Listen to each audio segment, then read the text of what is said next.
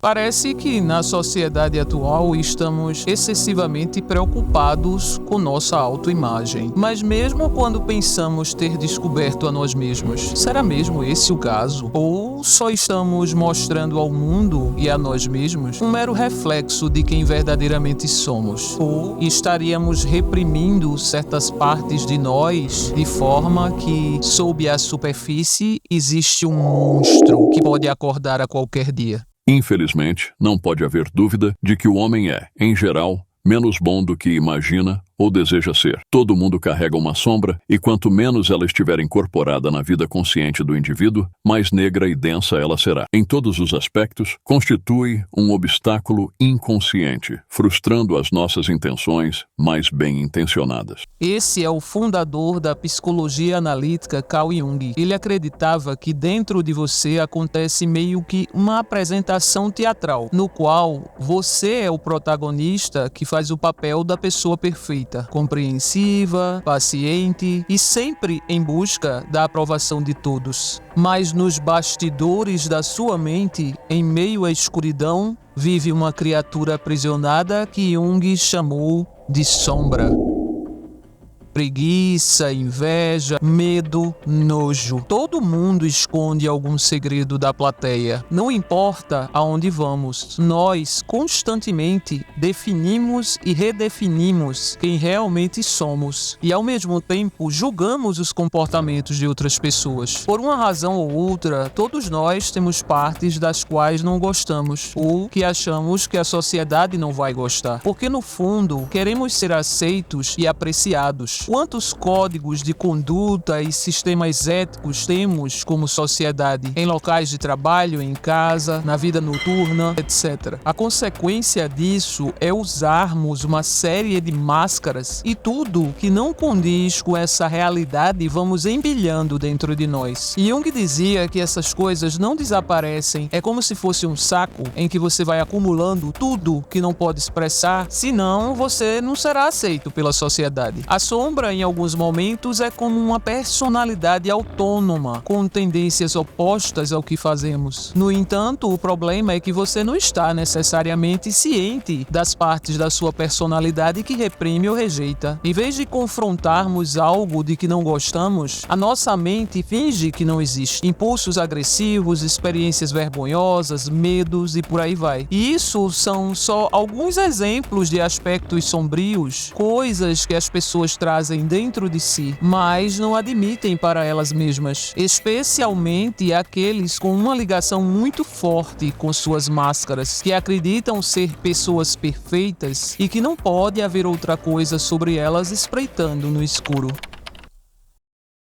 Elas reprimem seus defeitos e frequentemente são rápidas em julgar os outros pelos mesmos defeitos. Na realidade, elas veem nos outros o que elas tentam esconder de si mesmas. Ao projetar nossa própria escuridão nos outros, não temos de olhar dentro do abismo de nossas próprias mentes, mas a mera agitação por ver nossos lados obscuros em outras pessoas é um sinal de que temos trabalho a fazer. A internet é famosa por hospedar isso. Examine qualquer seção de comentários e você encontrará uma abundância de haters chamando o autor e outros comentaristas de estúpido, idiota, golpista e assim por diante. Imagine o Jung lendo esses comentários. Ele diria que, ironicamente, os haters da internet são, na maioria das vezes, pessoas que carregam dentro de si inseguranças, inveja, frustração e uma insatisfação com elas mesmas, que acabam sendo projetadas nos outros. Adoramos destacar as qualidades desagradáveis dos outros, e um exemplo bem claro disso está na indústria de fofocas sobre celebridades. Não é à toa que se aproveitam dessa tendência humana para acumular suas fortunas. Às vezes apenas imaginamos e projetamos essas qualidades a partir do nada, a fim de julgar e condenar as pessoas. Ver nos outros aquilo que não admitimos que também está dentro de nós é o que Jung chama de projeção. Richard Wagner, grande compositor alemão do século XIX, expressava com frequência opiniões antissemitas. Wagner canalizou sua frustração nos críticos, jornalistas de música e editores de origem judaica, que ele via como responsáveis pelo seu fracasso. Ele culpava os judeus pela ruína da música ocidental com seus gostos ecléticos, mas a maior parte dos argumentos pelos quais culpava os judeus em relação à música estava dentro dele mesmo. Tenha em mente uma coisa, tá? Frequentemente, a intensa aversão a alguém é alimentada por uma inveja secreta e desagradável em relação à pessoa odiada. É por meio desse sentimento de ódio que a inveja consegue sair do inconsciente e se manifestar de diversas maneiras. A mente simplesmente ignora e enterra todas as evidências das nossas deficiências para evitar a experiência da dor. Armazena tudo nas nossas mentes inconscientes. E isso não faz com que esses pensamentos, memórias e emoções desapareçam. Não. Mas sim os coloca em algum lugar onde não precisamos vê-los. Nossas mentes conscientes são onde reside a personalidade do nosso ego, ou seja, o eu que anda por aí todos os dias conversando com outras pessoas. Quando você pensa em quem você é, esta é a parte de você com a qual você geralmente se identifica e é a parte que você passa para as pessoas. No entanto, esse você é apenas a parte da sua identidade que é visível para você. Sua percepção consciente é como uma luz que permite observar o que está acontecendo dentro da sua mente. Mas não se engane, abaixo dessa luz consciente existe um mundo de escuridão contendo aqueles mesmos aspectos de nós que nos esforçamos para esconder. O ego é apenas a ponta do iceberg flutuando acima do mar, mas a mente inconsciente é a vasta montanha de gelo que se esconde abaixo da superfície. A nossa sociedade ensina-nos que certos comportamentos, padrões emocionais, desejos sexuais, escolhas de estilo de vida e etc. são inadequados. Você talvez imagine que o conceito de sombra é um tanto antiquado. Afinal, vivemos hoje numa cultura muito mais racional e orientada para a ciência. As pessoas são mais transparentes e autoconscientes do que nunca, você pode dizer. Somos bem menos reprimidos do que os nossos ancestrais, que tinham de lidar com todo tipo de pressão da religião organizada, certo? Errado. A verdade é que talvez seja o oposto. Em muitos aspectos, estamos mais divididos do que nunca entre o nosso consciente, a identidade social e a sombra inconsciente. Nossa cultura impõe códigos poderosos de correção aos quais devemos obedecer, ou enfrentaremos a condenação que é hoje tão comum nas redes sociais, o famoso cancelamento. Espera-se que estejamos à altura de ideais e a negar os próprios desejos que podem parecer impossíveis, porque, na verdade, não somos anjos. Tudo isso enterra o lado sombrio das nossas personalidades ainda mais. Encontramos sinais disso na maneira intensa e discreta com que somos atraídos pelo lado sombrio da nossa cultura. Ficamos empolgados ao assistir séries de televisão em que vários personagens maquiavélicos manipulam, enganam e estabelecem o seu domínio. Consumimos histórias dos noticiários sobre os que foram flagrados agindo de certa maneira e até nos divertimos com a condenação que se segue. Sempre nos tornamos moralistas e falamos de como desprezamos esses vilões. Mas a verdade é que a cultura nos alimenta constantemente com essas figuras, porque estamos famintos por expressões do lado sombrio. Tudo isso fornece um grau de escape dessa tensão que sentimos ao ter de representar o papel de anjos e parecer tão correto. O que ninguém quer admitir aos outros é que todos nós falhamos secretamente em cumprir esses padrões. As mulheres usam maquiagem, os anunciantes são celebridades do Photoshop, as pessoas filtram suas personalidades com fotos e atualizações de status nas redes sociais. Tudo para mascarar falhas percebidas e projetar uma imagem de perfeição. Jung chamou essas máscaras sociais de personas. Elas são um conjunto de comportamentos e de crenças sobre nós e como nos relacionamos com o mundo. O problema com a persona é que muitas pessoas se apresentam de determinadas formas enquanto mantêm muitos traços indesejáveis escondidos em lugares obscuros de suas mentes. A sombra é um problema moral que desafia todo o ego-personalidade, pois ninguém pode tornar-se consciente da sombra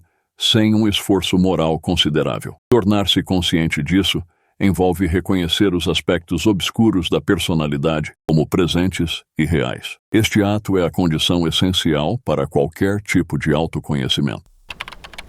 O filme Coringa, que você provavelmente assistiu, nos mostra que um ser gentil pode ser transformado num maníaco ou fera selvagem. A vida do Coringa começa trágica. Arthur, que é seu nome verdadeiro, mora com sua mãe doente, de quem cuida com dedicação. Em troca, ela o aceita por ser uma boa pessoa. Arthur cresce para agradar as pessoas, ou como alguém cuja vida gira em torno de servir aos outros, principalmente a sua mãe, e fazer as pessoas felizes ao mesmo tempo que desconsidera as suas próprias necessidades. Muitos trilham esse caminho com êxito, mas aos que não conseguem integrar seus traços indesejáveis. Depois de um tempo, essas bolhas de desejos reprimidos começam a estourar e a sombra que reprimiram por anos ou décadas vem à tona. E não de uma maneira muito propícia. Mais tarde fica claro que além da superfície da personalidade de Arthur, cresce um monstro enorme e veio, do qual ele parece não estar ciente. Carl Jung enfatizou a importância de reconhecer nosso lado sombrio para um desenvolvimento psicológico saudável. Embora tenhamos que agir como cidadãos respeitáveis, que sorriem para os vizinhos, vão trabalhar e acatam as regras sociais, em nosso íntimo espreita uma imensa capacidade para o perverso. O Coringa serve como um lembrete das qualidades mais básicas da natureza humana e emite uma nota de advertência sobre a força destrutiva da sombra quando seu poder não é controlado ou não é reconhecido. Jung acreditava que se tomássemos consciência da nossa sombra e encontrássemos uma forma de integrá-la à nossa personalidade, teríamos menos chance de perder o controle sobre ela. Ele chama esse processo de individuação, que é a reconciliação de todos os aspectos de nossa personalidade, inclusive os mais obscuros, para que possamos nos tornar quem realmente somos. Devemos reconhecer e abraçar a nossa sombra, embora isso não seja o mesmo que ceder a ela. Enfrentar nossa sombra exige força, coragem e convicção em nosso verdadeiro caráter. Integrar nossa sombra é permitir que ela informe quem somos sem consumir quem somos. A sombra nem sempre contém coisas negativas. Ao longo dos anos, você pode ter reprimido certos aspectos do seu eu ligados à criatividade, ou coisas que só podem receber a devida atenção se as reconhecermos. Por meio do autoconhecimento, conseguiremos encontrar uma maneira de integrar o lado sombrio à nossa consciência de modo criativo e produtivo. A finalidade de confrontarmos a sombra é investigar e unir os aspectos de si mesmo que foram reprimidos, negados ou ignorados, resultando em um eu mais genuíno, capaz de se aceitar e ser mais compassivo. Ao integrar a sombra, é possível alcançar um maior senso de completude, além de reduzir a probabilidade de comportamentos impulsivos ou autodestrutivos. No entanto, é um processo que pode ser desafiador, demanda tempo, paciência e comprometimento. Jung nos diria que mais interessante do que ser perfeito é ter um caráter completo, ou seja, ser uma pessoa inteira que conhece não apenas seus pontos fortes, virtudes e potencial para o bem, mas também suas fraquezas, falhas e potencial para o mal. A cantora e compositora Pitty retrata bem essa questão da integração da sombra na sua música intitulada A Sombra, presente em seu álbum Chiaroscopy, de 2009.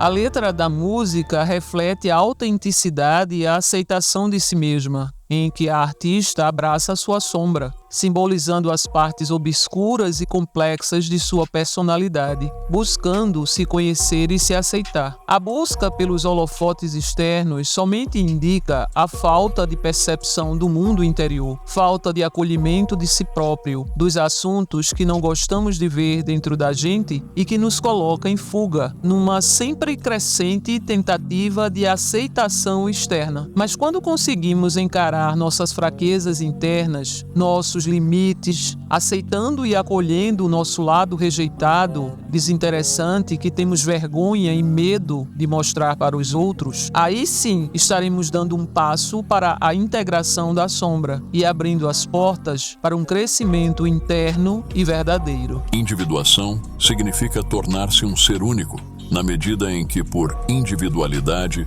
entendermos nossa singularidade mais íntima, última e incomparável, significando também que nos tornamos o nosso próprio si mesmo.